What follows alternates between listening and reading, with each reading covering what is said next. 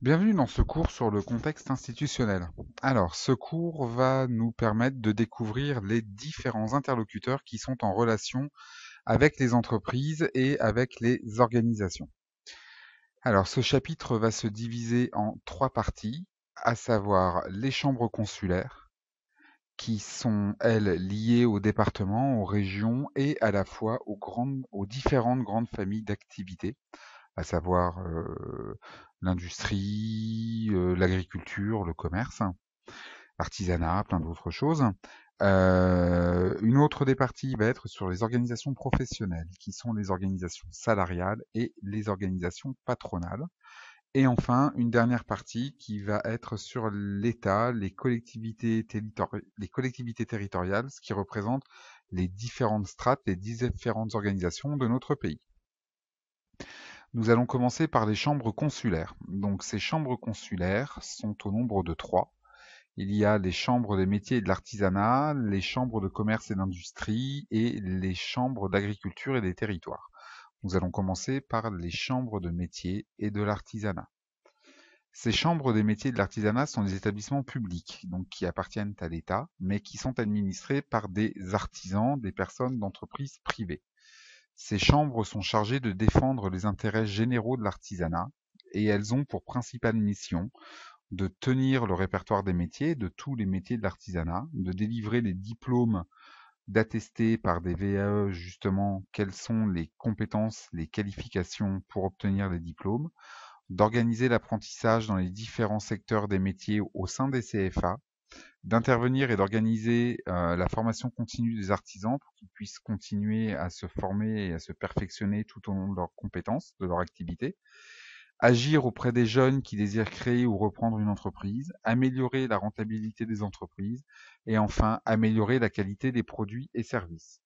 Nous allons pouvoir observer une vidéo qui va nous détailler certaines parties de ces principales missions.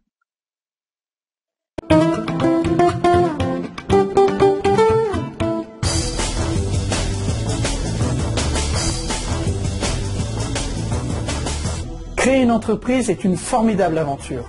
Mon rôle est d'accompagner les artisans qui souhaitent se mettre à leur compte ou lancer une activité. Pour créer mon entreprise, je ne savais pas du tout quoi faire. J'ai donc contacté la Chambre des métiers qui m'a accompagnée avant, pendant et après la création de mon entreprise. Nous sommes là pour faire de l'artisan un véritable chef d'entreprise, capable de détecter les besoins du marché et de gérer son entreprise. Nous les formons dans tous les domaines, que ce soit en matière de gestion, de management ou encore de marketing.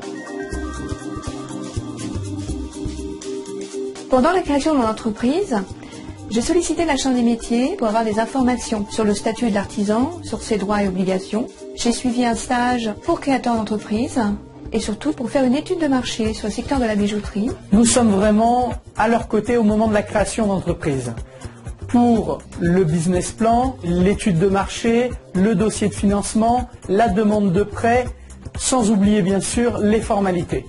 Notre plus grande satisfaction, c'est de rencontrer ces artisans après leur installation et de constater qu'ils ont réussi.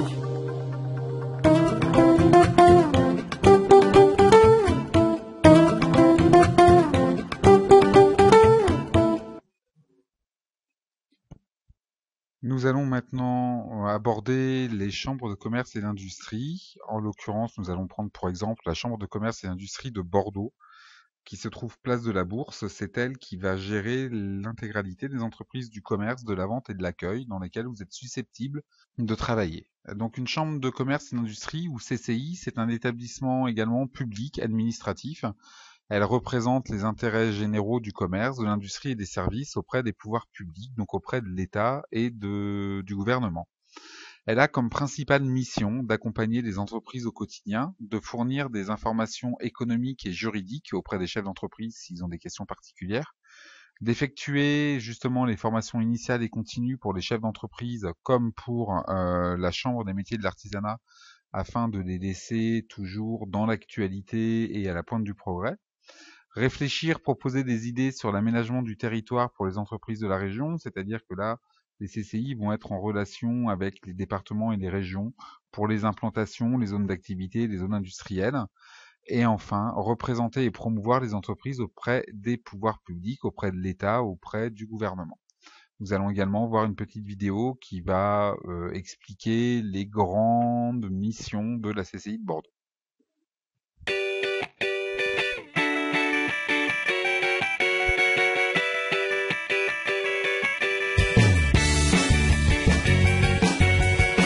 De la cohérence au sein de ce réseau, saluer le rôle des managers du commerce liés au commerce. Au département, au conseil général notamment, le développement de l'artisanat, en particulier des petits commerces, qui est bien connu. Quel projet ils sont acteurs. Cette cible à tous au 1er janvier 2015. En tant que commissaire de police, que j'interviens dans un forum. Alors, défier la saisonnalité, c'est d'abord tirer les... Vous avez mis en place... Un rôle controversial important, puisque... accompagner le développement du circuit court et de proximité. Acheter ses fruits et légumes. Dans nos fonctions, c'est de prévoir le commerce de demain.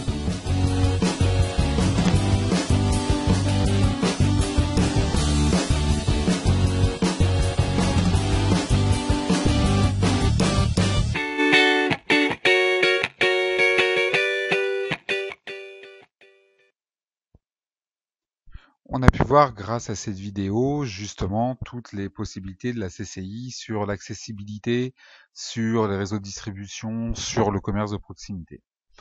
Nous allons maintenant aborder le troisième type de chambre consulaire, à savoir les chambres d'agriculture et de territoire, qui représentent, elles, les intérêts de l'agriculture et du monde rural auprès des pouvoirs publics.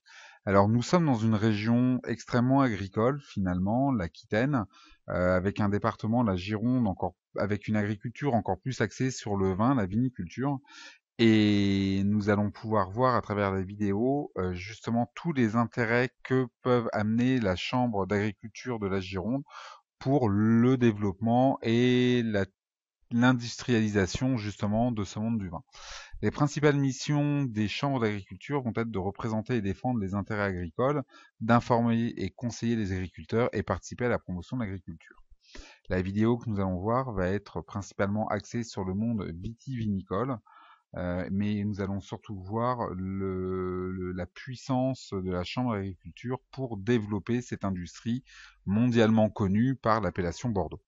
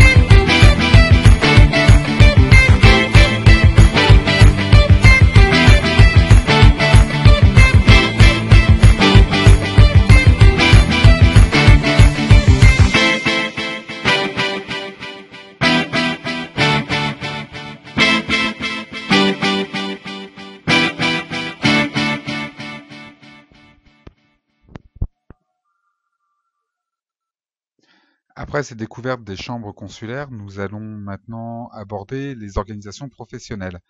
Ces différentes organisations professionnelles se regroupent d'une part pour les salariés et d'une autre part pour les employeurs ou également ce qu'on appelle le patronat. Alors, les regroupements de salariés, ce sont des organisations également appelées des syndicats qui ont une représentation légitime. Elles sont en prise directe avec les différentes professions et s'attachent à défendre les intérêts de leurs adhérents.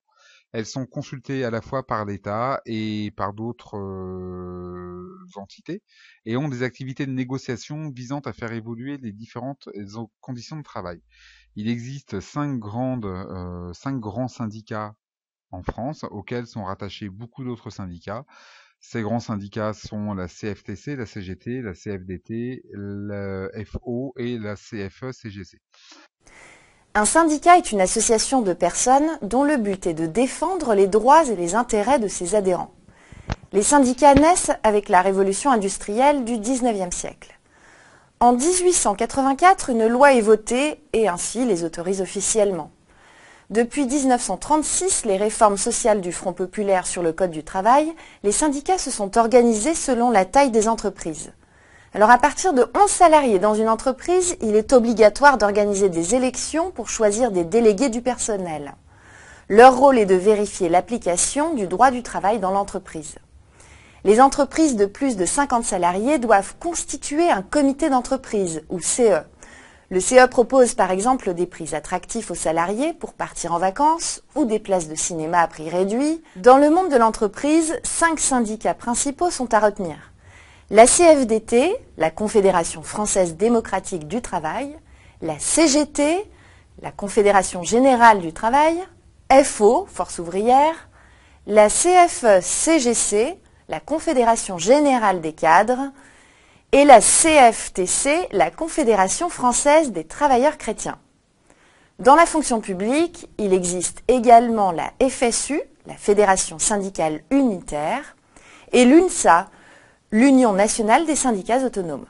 Les syndicats défendent les intérêts collectifs et individuels des salariés par le biais de leurs délégués. Ils peuvent agir au niveau national et à l'échelle de l'entreprise.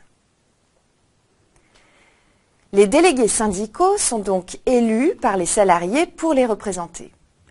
Les syndicats assurent un rôle de communication important au sein de l'entreprise.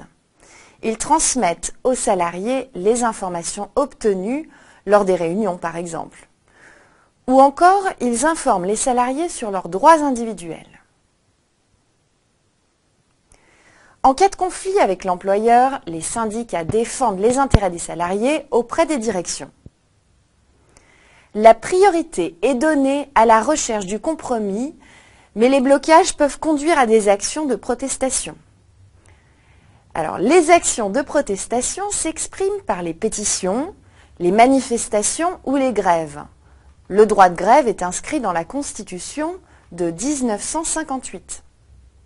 Les syndicats sont aussi des acteurs du dialogue social entre l'État, les employeurs et les salariés. Ils peuvent signer avec l'État ou le patronat des conventions collectives qui règlent les conditions de travail pour l'ensemble des salariés. Les retraites sont un bon exemple des négociations difficiles entre l'État et les partenaires sociaux. Les syndicats ont incontestablement un rôle majeur dans les démocraties contemporaines.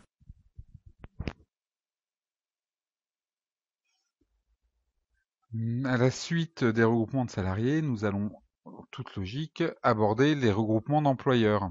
Les regroupements d'employeurs, il s'agit d'organisations patronales qui sont des groupements volontaires et privés d'entrepreneurs appartenant en général au même secteur ou à la même famille de produits, la même famille d'activités, et dont le but est la défense des intérêts de ses membres. Alors là, il existe également un grand nombre de regroupements d'employeurs, le plus connu étant le MEDEF, le mouvement de défense des entreprises françaises, qui est aujourd'hui dirigé par Monsieur Pierre Gattaz, depuis un an, Pierre Gattaz, qui est aujourd'hui président du MEDEF et qui permet de faire adhérer une grande partie des entreprises françaises. Nous avons également la CGPME, la FNSEA pour le monde agricole, l'Union des industries, des métiers et de la métallurgie, également appelée UIMM, qui là est un syndicat de patrons de l'industrie, et la CJD, pardon, qui est un regroupement de jeunes entrepreneurs.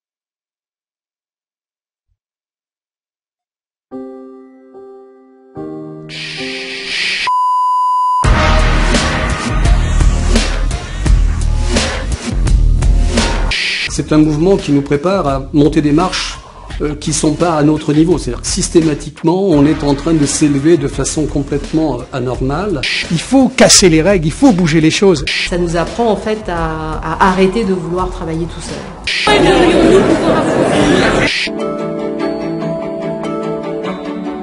Quand on a un projet, on voit tout de suite un groupe qui se forme, des idées qui surgissent. D'une idée, tout de suite ça devient un projet et tout de suite ça prend forme.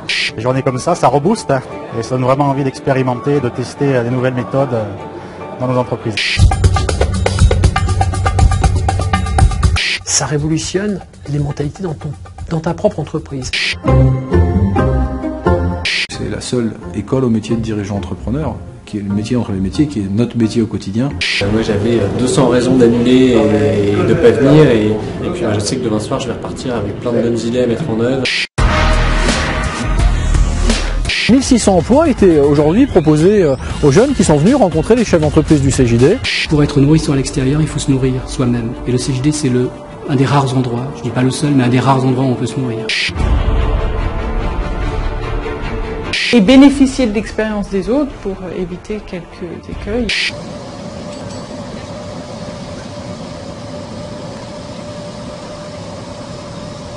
J'ai l'impression qu'en une soirée, j'ai gagné 5 ans de maturité. Le CJD est un mouvement avec des idées trop sérieuses pour se prendre au sérieux. Et ça, c'est extraordinaire.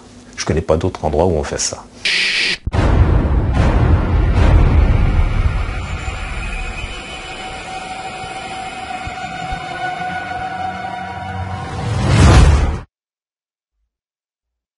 Et pour finir, nous allons découvrir ce qu'on entend par l'État et les collectivités territoriales.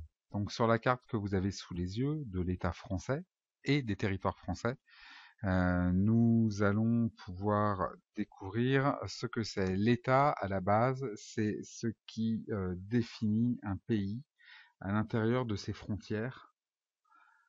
Quand nous regardons cette carte-là, nous voyons plusieurs choses, à la fois la France au centre, donc à l'intérieur de ses frontières métropolitaines avec la Corse dans la Méditerranée, mais nous avons également toutes les collectivités d'outre-mer, à savoir de gauche à droite et de haut en bas, Saint-Pierre-et-Miquelon, Saint-Martin, Saint-Barthélemy, Guadeloupe, Martinique, Guyane, les îles Clipperton, les îles Wallis et Futuna, la Polynésie française, Mayotte, les îles Glorieuses, les îles Juan de Neva, Bassas de India, Tromena, l'île de la Réunion, les îles Europa, l'île Crozet, les îles Kerguelen, l'île Nouvelle-Amsterdam, les îles Saint-Paul, la Nouvelle-Calédonie et la Terre Adélie, se situant en Antarctique et n'apparaissant pas sur cette carte.